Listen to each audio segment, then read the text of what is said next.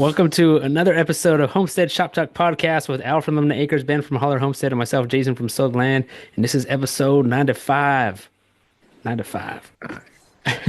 Almost to 100. Yeah. So we'll see how this one goes.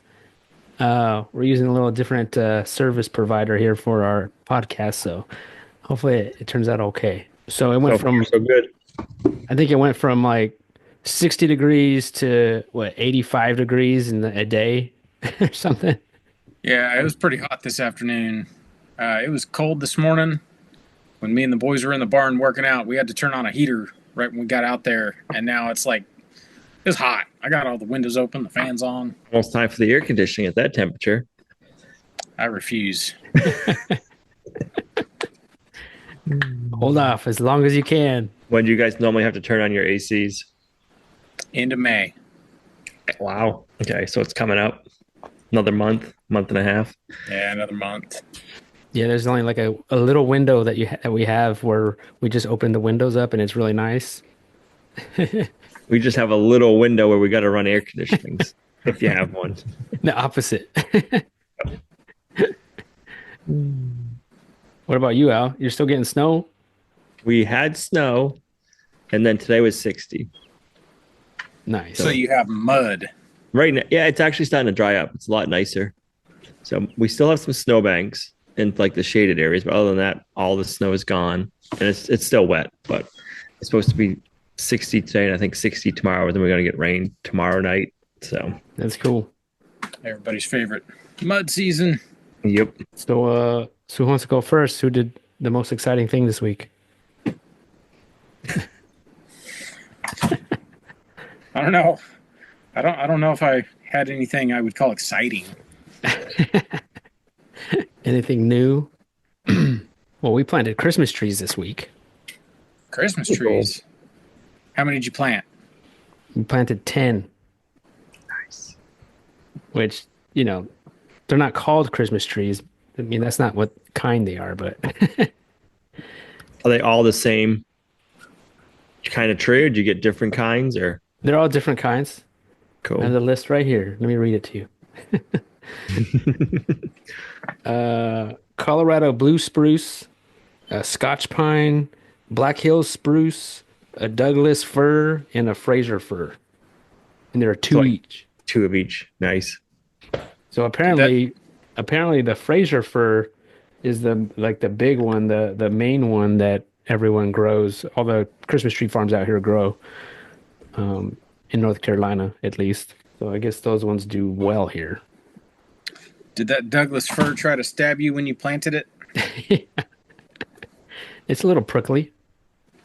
Man, there was one year my dad, it was right after we'd moved to that house they built, and we had this huge front yard, and so we were planting trees all over the property, and it was like, hey, let's buy a live Christmas tree and we'll bring it inside all wrapped in burlap and keep it alive, and then when we're done we'll go plant it in the front yard.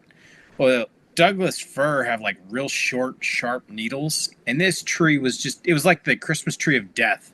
Like every time you got close to it, it'd stab you. Any needles that dropped, you'd step on the carpet and they'd stab you. And so by the time that, it was like the day after Christmas, we were glad to dig a hole to get that thing out of our living room. We took that thing out, planted it. I think insult to injury too, it never really did very good. It never got very big. Yeah, I'm wondering about that because, like in California, you go to Home Depot, it's not pine 2x4s, it's Douglas fir 2x4s.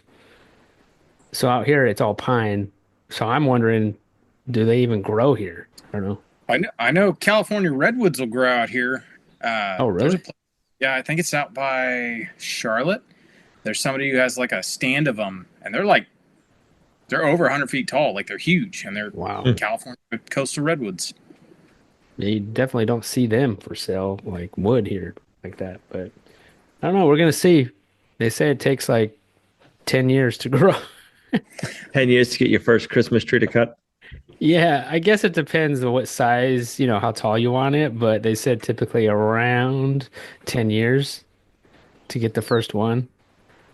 So it's almost like one of those you plant the tree and you might see it when you retire type things. Yep. So I mean, if you plant a Christmas tree farm for an income, yeah, it's almost like a retirement thing. Like Mhm. that's a long-term investment. But I think once you start doing it, if you plan it right, you could be harvesting and then growing, harvesting every single year. You almost have to have like ten plots so you can like rotate every year and have a new one coming. Yeah, I think you could grow what I've been going down the rabbit hole for the past few months of Christmas tree farms. Um, I think they grow like 1,000 trees on an acre. That's a Okay. lot of trees. Yeah, it's interesting. It's pretty interesting, I think. Um, I mean, I guess it's probably work like anything, but I don't know. It seems like it would not be as much work than raising animals. All right. Yeah. But I don't know. I don't know. Yeah. So yeah, because Lorraine bought these for me in November for Christmas or December, and then they just shipped them this last week. So I guess you can plant them in. They say you can plant them in spring or fall, and these came from Wyoming, which is probably should have. There's probably a farm out here that we could buy them from, but I think she was looking at the time and she didn't see anything as far as where you could buy them online. And this is like the only website that popped up that was a decent website and it was easy to navigate and you could, buy it and they would ship it.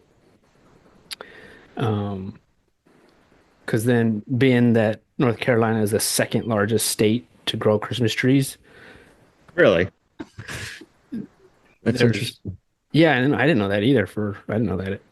I didn't think about that, but Hmm. Oregon's number one. I think Michigan's up there too.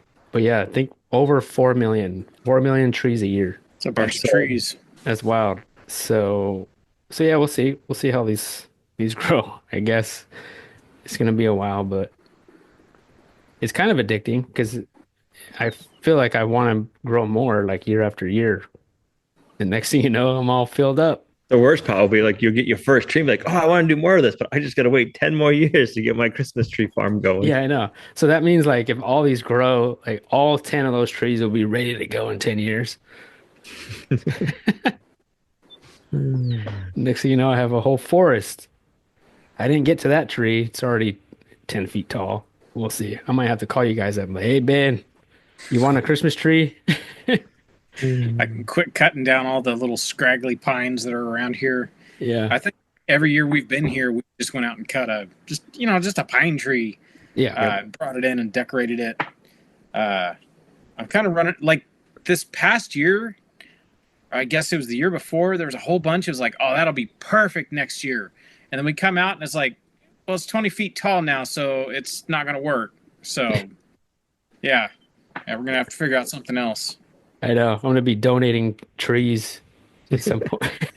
Just get rid of them or just Host a keep them. raffle. I know. That'll be funny. So yeah, so that's what we did this week. What else? We're getting ready for 150 chicks this week. Crossing our fingers that we get them. So I haven't heard anything otherwise. And so I'm moving them out of my brooder, my typical brooders that I use, and then I'm putting them in a chicken tractor. Um, and then I just put out that video today, preparing to get the chicks. And I ended up making one of those. I think they're really called Ohio brooders or Ohio.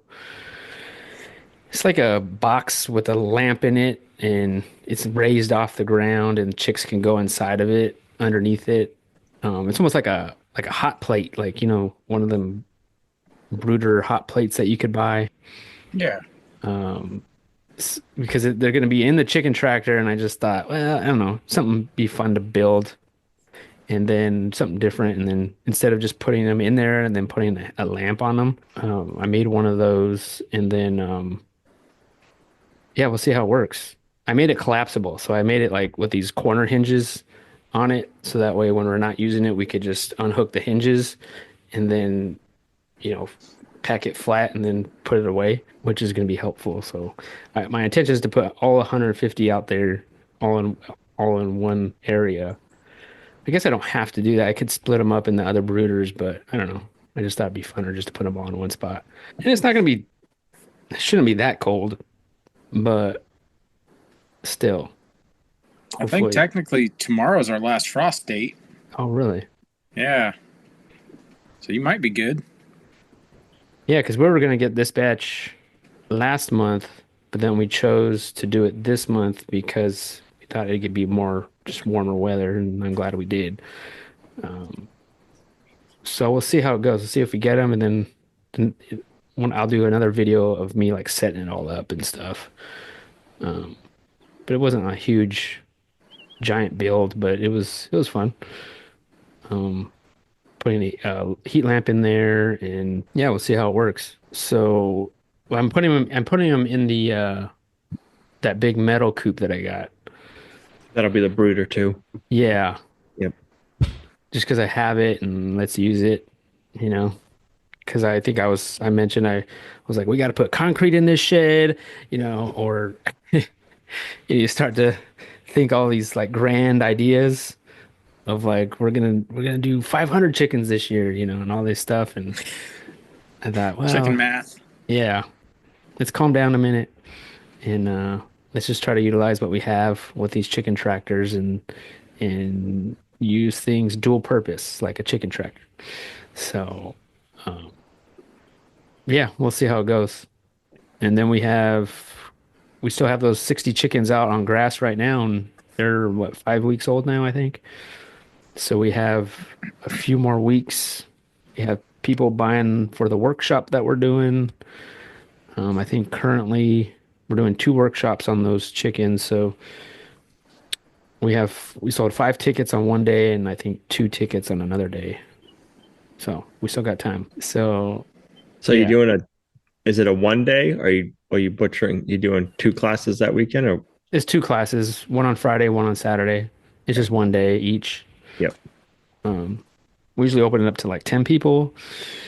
Um, but you never know. Some days, some years it's like 5 people, some years it's 10, some years it's 12. Yep. It just kind of depends on where people are at, I guess. I keep thinking one of these days we're going to stop doing these classes because nobody's going to want them. But I don't know. Even if a few people come, it's helpful. Yep. Do you have to mow your lawn again? I did a good mow. I did You a did a good good. mow. Sometimes you're just like, man, I don't got time to mow. You just go out there real quick and just get little areas and you're just mowing real quick. It's like already 7, 8 o'clock at night. You're just kind of doing it real quick. But then this time I like, okay, I got a couple hours. Let's do a good mow. So I did a good mow this, and then my new fenced in area. I was like, I want to mow my fenced in perimeter. So yeah, we got that done until next week when it's already grown back. Our grass isn't even green yet. It's Oh still man. brown. Yeah. Yeah, I mean, another thing about those Christmas trees is I looked it up and deer will eat those Christmas trees, which I guess I'm not surprised, but I kind of am because I was thinking like, do I got to put cages around them? Um, and sure enough, I'm sure I don't know, rabbits might eat them. I don't know if they're young enough. I don't know. So we had to put cages around them. I mean, I'm treating those Christmas trees better than our fruit trees. Like, what's wrong with me? You just stuck the fruit trees out there and said, "Hey, best of luck to you." And you're like, "Oh, you poor precious little Christmas trees. I know. Here's a cage." Yeah. Fruit trees still don't have cages on them. Christmas trees, I got mulch around them. I got a nice cage. They're labeled. I'm out there in my Santa hat putting them in. You've been out there watering them every night. Yeah. Not every night. Not every They night. they came with directions and they said that I got to water them once a week, like a good water once a week.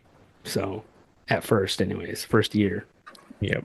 And then fertilizer and all that stuff. So I don't know. We'll see if I keep that up. They want you to water them once a week for a year. That's what I said. I was like, and they're not in a convenient spot. Sounds like you need to build some rain storage over there. Oh, I know. Another rain Yeah, roof. I'm already thinking about it. I'm like, wait a minute. It's gonna be like 10 years of me once a week going out there. I'm like, what am I doing? Horrible idea. I should have put them right next to the house. So we'll Then see you would how have it people. goes. If you put them near the house, you would have people stopping on the side of the road, cutting them down every year while you were sleeping. Hey, that's a Christmas tree. Yeah. So we'll see. But overall, I think that's about it.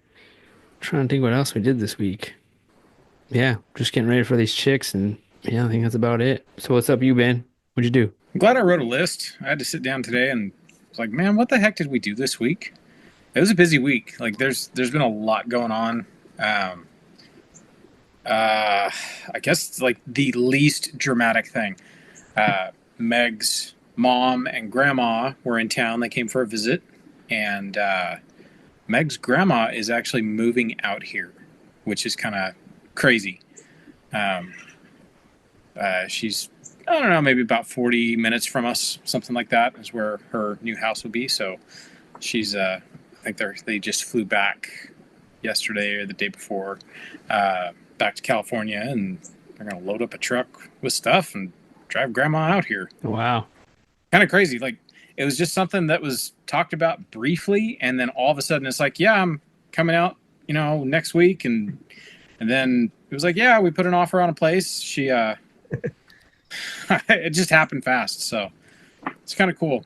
I don't know how it feels kind of weird because we moved out here and we don't have any family out here. We just know people that we've met, and we're kind of on our own out here. And the idea of having family out here, it's kind of like, well, whoa, I don't even know how to fit people in, I guess, but it'll be good. It'll be really good. I guess like all the action really happened towards the end of the week. I've been working on the house in the meantime during the week, but there's not a whole lot to report. Still, I'm 10 blocks away from finishing the foundation.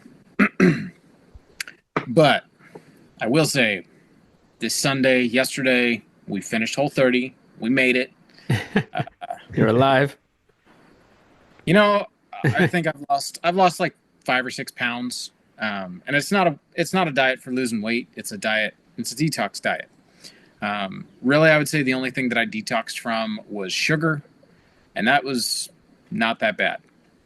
We've done Whole 30 5 or 6 times, and each time it kind of gets easier and easier, because as we've, since the first time I did Whole 30 versus now, we've cut so much junk out of our diet that it's really, like, it really wasn't that bad.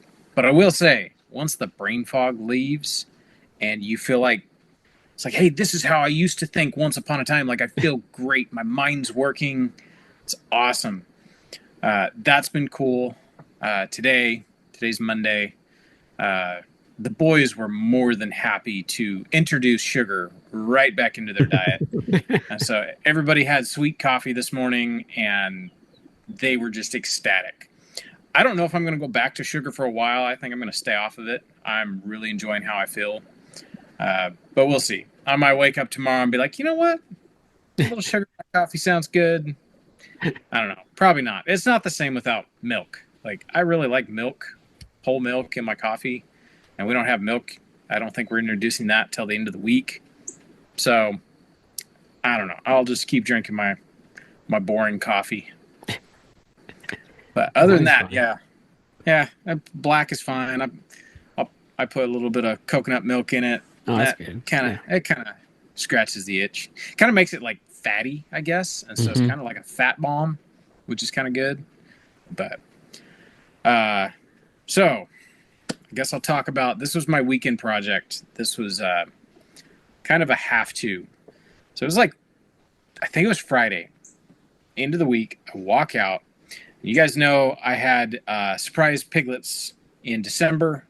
Well, I have not dealt with them yet. I haven't separated them from the moms. I haven't castrated. And all of that is just like, I need a pen to put them in. But honestly, I've got too many pigs. People haven't been buying guinea hogs. Like, it's like all interest in guinea hogs has just like disappeared. And so anytime we've said, hey, we have guinea hogs for sale, no interest. So not a big deal. We will eat them. Like, I'm not worried about it. It's just a bunch of pigs to keep and a bunch of pigs to feed.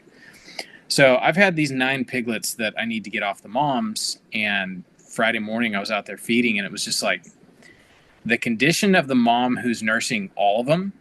So I explained it in today's video. Basically what happened is one of the moms had 6 and one of the moms had 4 and smashed one. So she's only feeding 3. Well, those 3 go over to the one with 6, because anybody who's never been around pigs, they have like, anywhere from a dozen to 16 to 18 nipples. And so they can nurse that many pigs. Well, if they only have 6 piglets, then only 6 teats work for that particular batch of piglets.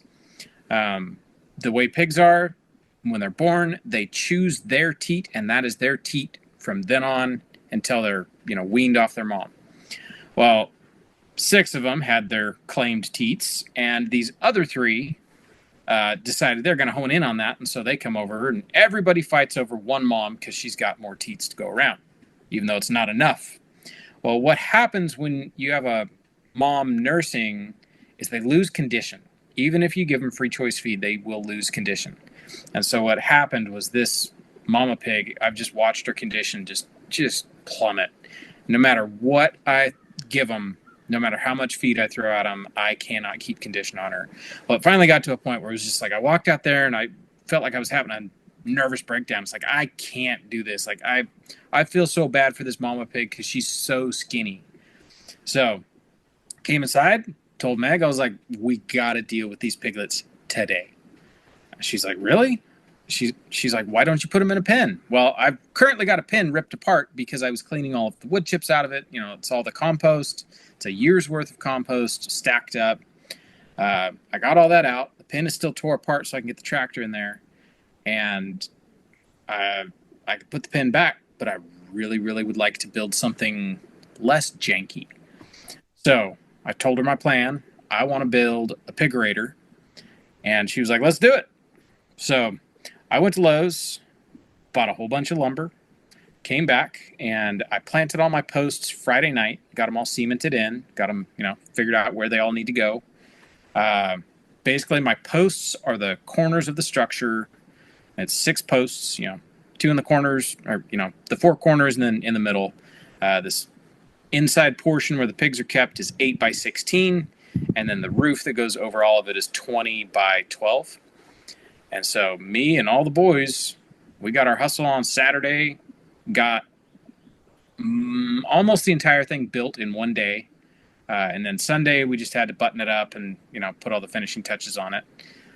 So by afternoon on Sunday, we had the entire thing finished, full of wood chips. And I went and got all those piglets, got them off the moms and brought them down and tossed them in my new Pigerator. I will say, like, I wish I had built this thing 5 years ago. It is so nice. No electric needed because I used goat panel. Goat panel's got, like, I don't know, 3-inch, 4-inch holes. I think it's 3-inch holes in the paneling. So even smaller pigs like guinea hogs, once they get big enough, they can't squeeze through that. And I've already had some try to escape and fit. So got them in there. And then today was the worst job on the homestead. I don't film the worst day on the homestead, the worst job on the homestead. I don't think YouTube would like that very much. But out of those 9 pigs, 3 of them were males, and they all needed to have a operation done. So I feel bad for the male pigs on the homestead because they say animals you need to make sure your animals only have one bad day. Well, I guess for the males it's like 2 bad days. Actually, honestly, the way I feel about it, if they're having one bad day, then you're doing something wrong. Like, it needs to be quick and you need to get the job done. Shouldn't be a bad day. It should be like, oh look, food, and then That's lights true. out. Yeah. So these guys had one bad day. and I've been checking on them all day. I did them this morning, and they're up, romping around with their siblings like nothing ever happened. They seem fine. They're eating food, drinking water. So, your boys help you do that, or you just do it? one of the boys, I put them over a bar and have someone hold their feet while I do the awkward, uncomfortable part.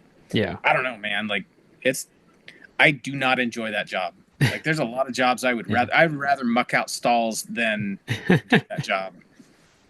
I got mine. Mine are coming up here soon. Well, if you need help, let me know. I'll bring my earplugs. Yeah. So yeah, that was about it for me. It was a big project this week. I'm actually really amazed we got it done in 2 days. That is the biggest project and the fastest we've ever done a project like that in such a short amount of time. And I tell you what, it does look nice having a great big old roof like that sitting out there behind the barn. Just like, oh, this is nice. It's the same spot that the pigs were in? That same area? That first pin right behind the barn, that's where it's at. Yeah. That's Did good. that video come out yet? Or when's that video coming out? I think that video is coming out tomorrow, so Tuesday. Tuesday. So by the time anybody's listening to this, they will have seen everything that we have been working on. Man, I think it took me like 2 months to build mine. You need a work crew of strapping young lads. I know, I guess so. Man, it was so nice. Like, before I got the whole thing completely like shored up and stiff, they're already up on the rafters wanting to, put roofing up and all this stuff. And it's like, they can wiggle the structure. It's like, guys, like, just let me finish getting all this stuff on the ground shored up. They're like, oh yeah, this is cool. It's like surfing. It's like, man, I don't know what happened to me. Like I would have been up there even 10 years ago. I would have been up there doing the same thing.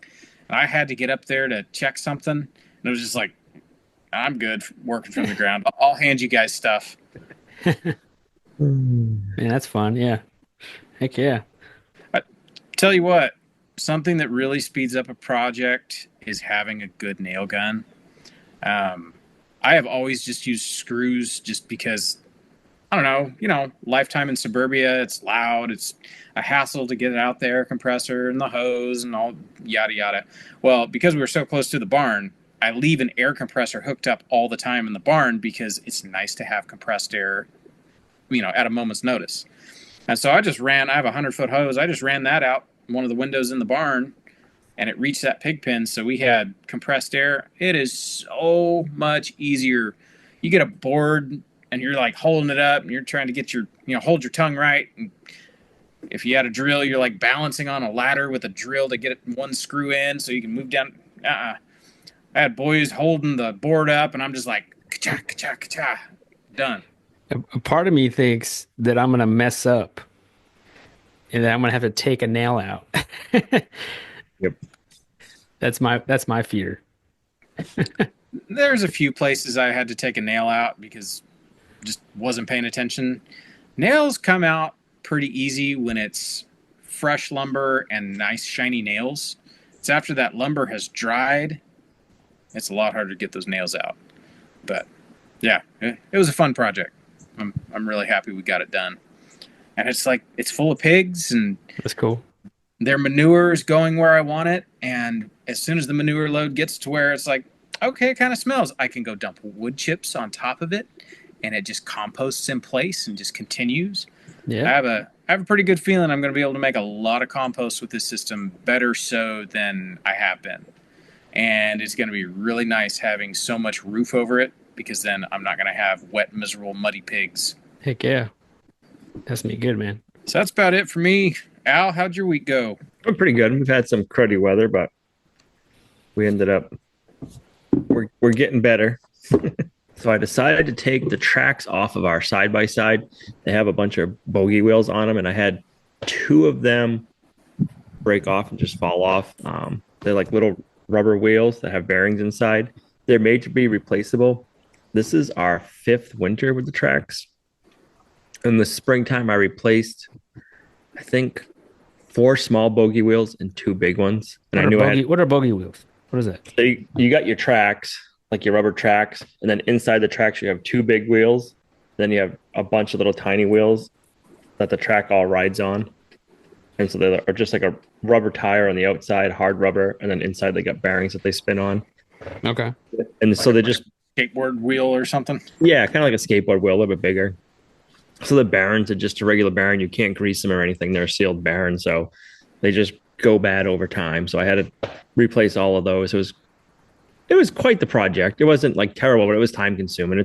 I spent the whole day taking them off. If the so some of the wheels like you undo them, so you got to loosen up the tracks because the tracks of tension. You loosen up a set screw, and then you loosen up the tracks, and it just brings the two end big bogey wheels in, so it takes all the tension off of the rubber track.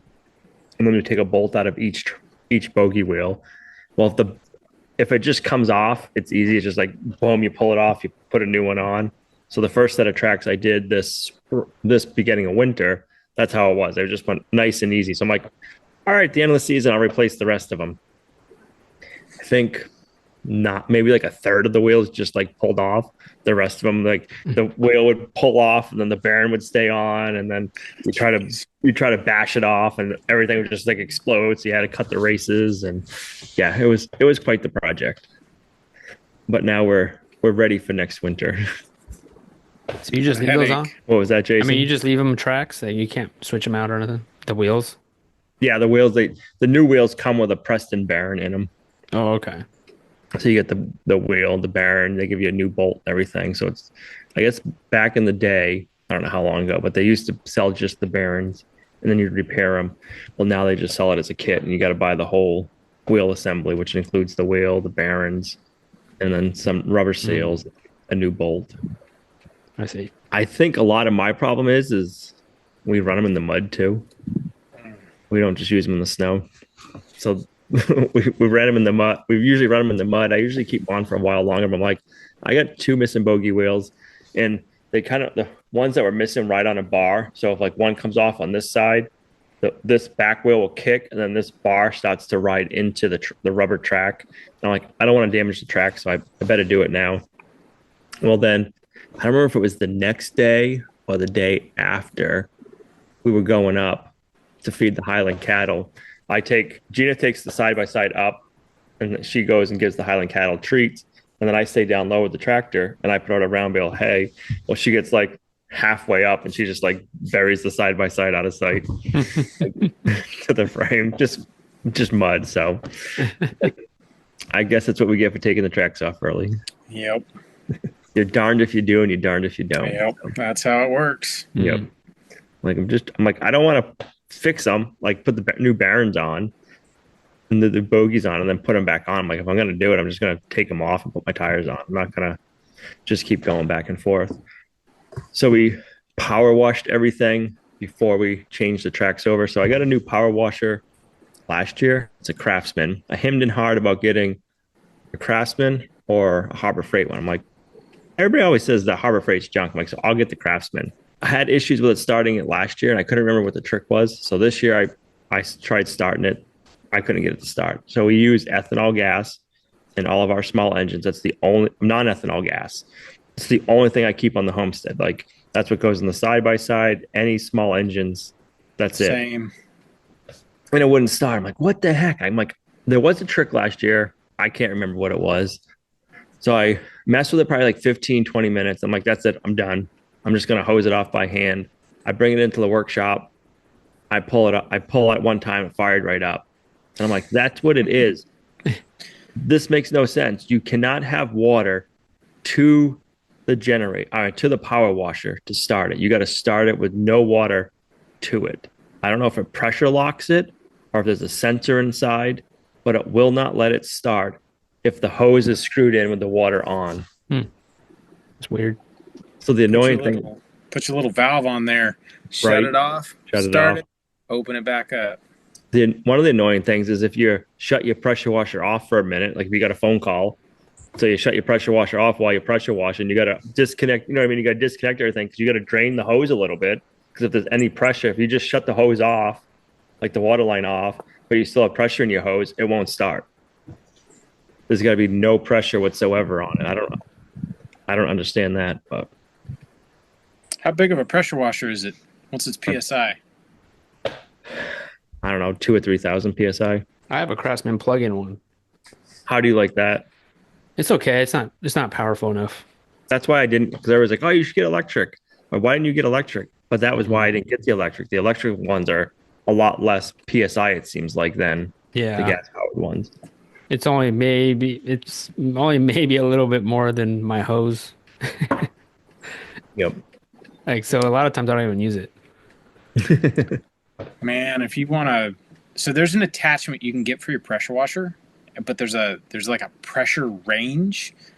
I think it's like 1,800 psi up to like 5,000. You can use this tip, and it's a tip, and it's got like a little ball in the end with a hole in it, and it like just spins in a circle super fast. But the stream coming out is like if you put the zero tip on. That zero tip, if you get close to something, it'll start cutting stuff because it's so powerful. Well, it takes that and just spins it in a circle like super fast, faster than your eye can pick up. And so all you see is like a cone of spray, but it's actually this little, stream of water. I bought one of those like last month.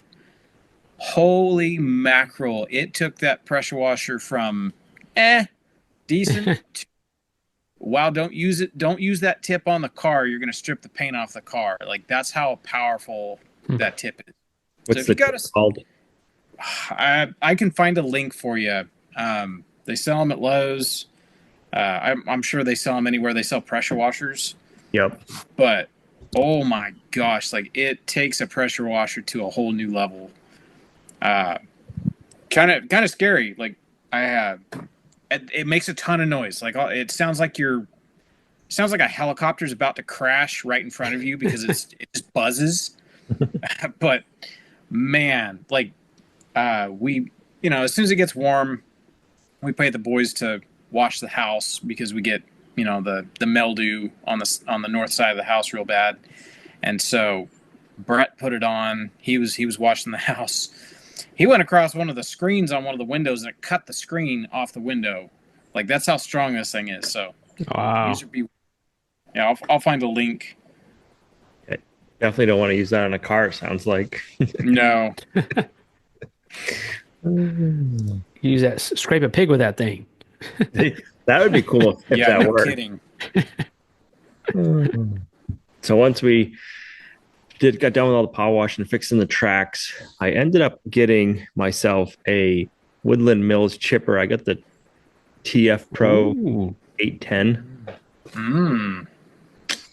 I'm pretty impressed with that thing so far. It was a good day project assembling it for sure. What size is your band? Is that one? Mine's the Is it higher or lower? 6'8". His is bigger. He got the next Okay. size up. Nice.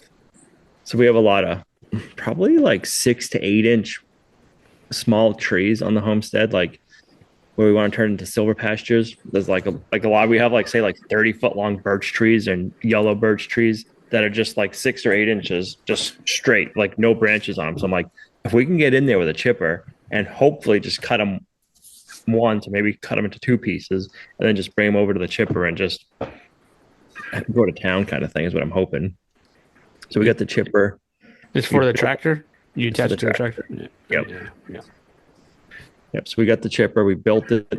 Luckily, talking with Ben, I already knew I had to have 5 gallons of hydraulic fluid on before I got the delivery. So you're ready. I was ready. I'm like, I am ready for this. I'm gonna go get the 5 gallons of hydraulic fluid. So when I'm building it, I have it on hand. Oh, there's nothing worse. Finish assembling and it's like, and now I have to go into town before I can even use it. Did you have to trim your PTO shaft? I did not. I had to trim my PTO shaft that came with it. Yep. That is a bunch of deep burring. Like that is a nightmare shortening that thing. And I had to cut like 2 inches off of it. Do you have to cut it off both ends or just one end? Both ends. So then you get all that deburring, and then you have to cut down your shaft cover. Yep, that too. Yep. Yeah, it was just that was really when it was just like, I just want to use it. Come on, now I got to sit here and clean this up, and then it won't go back together if there's any metal shavings in there, and it's just like, come on, I got wood chips to make.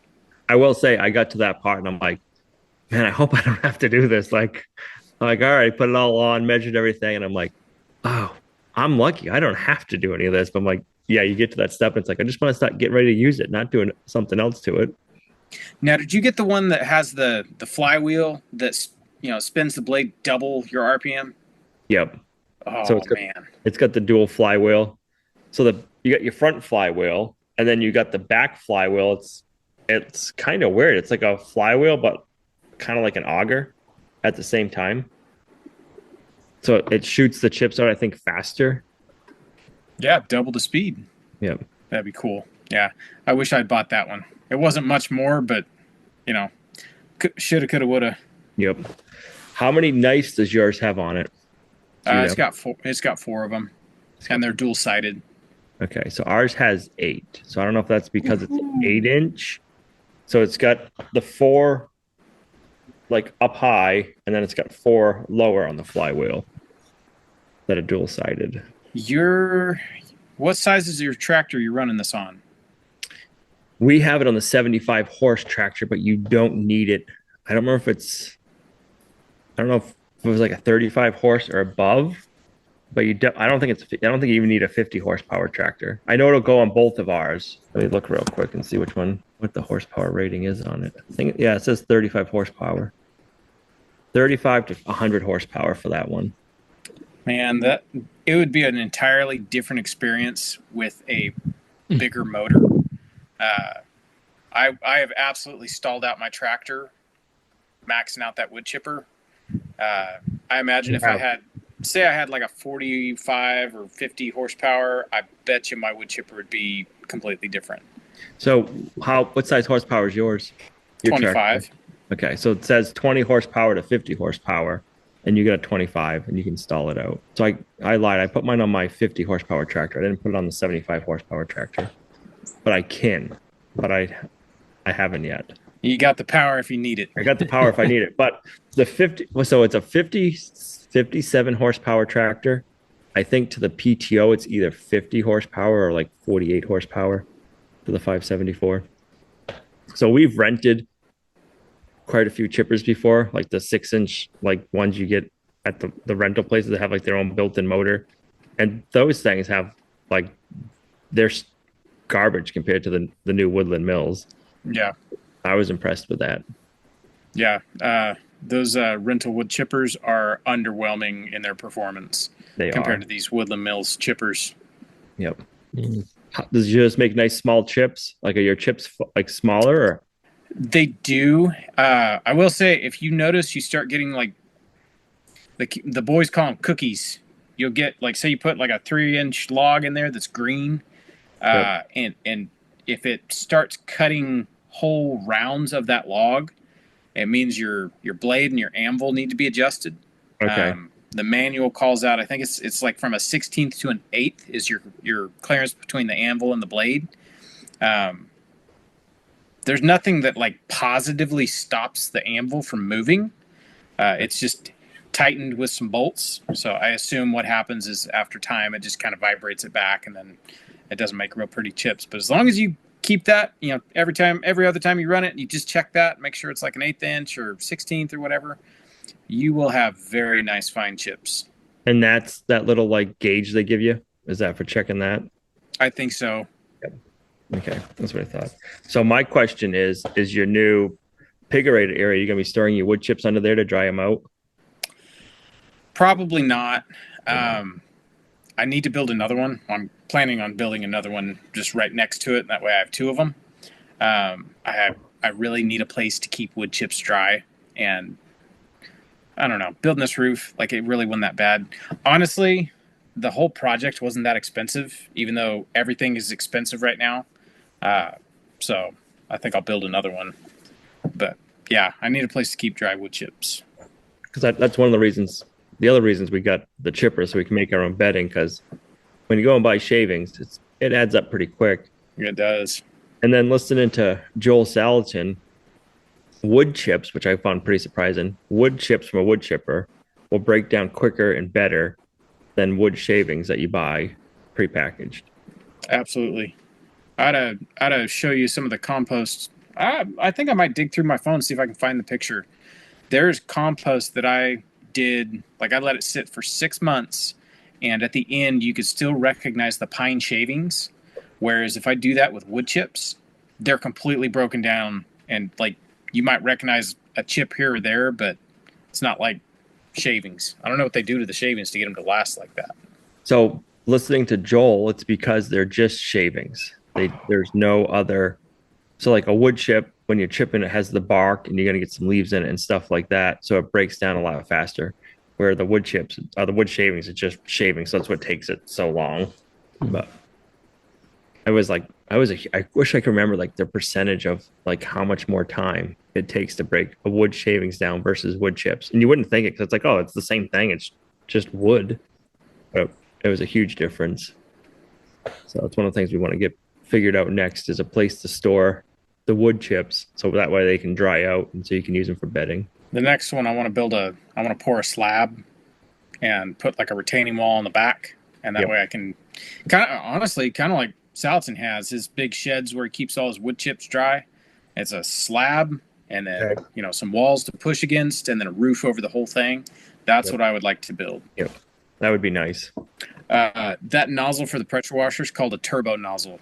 Turbo nozzle. If you can find one, man, it'll take your pressure washer game up to a whole new level, a scary level.